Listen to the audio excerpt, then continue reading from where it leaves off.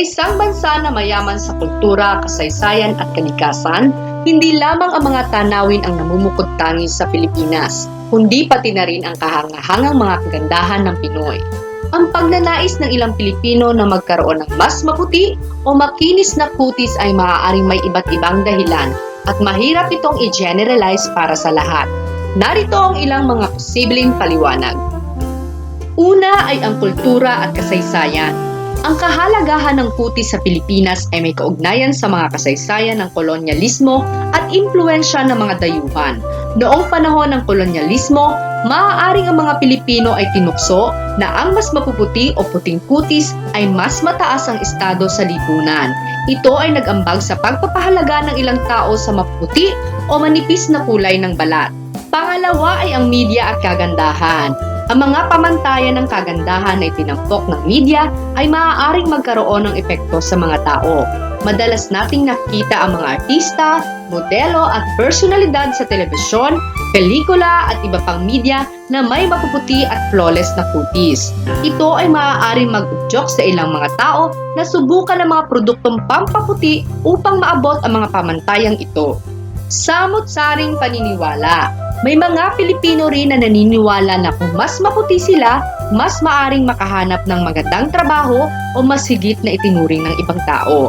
Ito ay nagmula sa mga paniniwala sa kababalaghan at pag-akala na ang puting kulay ay nakapagdadala ng swerte o kaginhawahan. Personal na desisyon. Sa huli, ang pagpapaputi ay isang personal na desisyon ng bawat isa. Ipinagkakaroon ng karapatan ng bawat tao na gamitin ang mga produktong pampaputi kung ito ay kanilang nanaisin. Ito ay halintulad sa iba't ibang paraan ng self-expression at pag-aayos ng sarili. Ano-ano nga ba ang mga paboritong produkto ng Pinoy pagdating sa pagpapaputi? Una, Kojic Soap. Tulad ng nabanggit, ang Kojic Soap ay isa sa mga sikat na pampaputi ng balat sa Pilipinas. Madaling mahanap at abot kaya ang presyo nito. Pangalawa ay ang Papaya Soap. Ang sabon ay ekstraktong papaya, isa ring popular na produkto. Ito ay kilala sa epektibong pagpapaputi at exfoliation. Glutathione Soap. Maraming mga sabong may glutathione ang available sa merkado at ito ay kilala sa pagpapaputi ng balat sa pangmatagalang paggamit.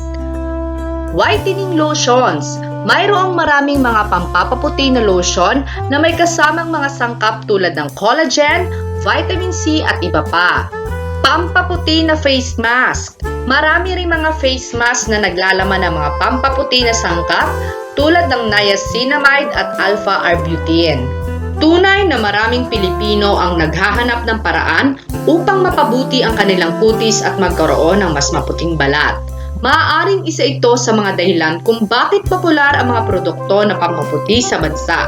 Ngunit mahalaga rin ang mag-ingat sa pagpili at paggamit ng mga pampaputi na produkto upang maiwasan ang mga negatibong epekto sa kalusugan at masiguro ang kaligtasan.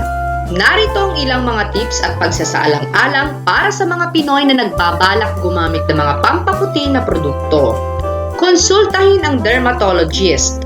Bago subukan ang anumang pampaputi na produkto, mahalaga na mag-consult sa isang dermatologist o skin specialist.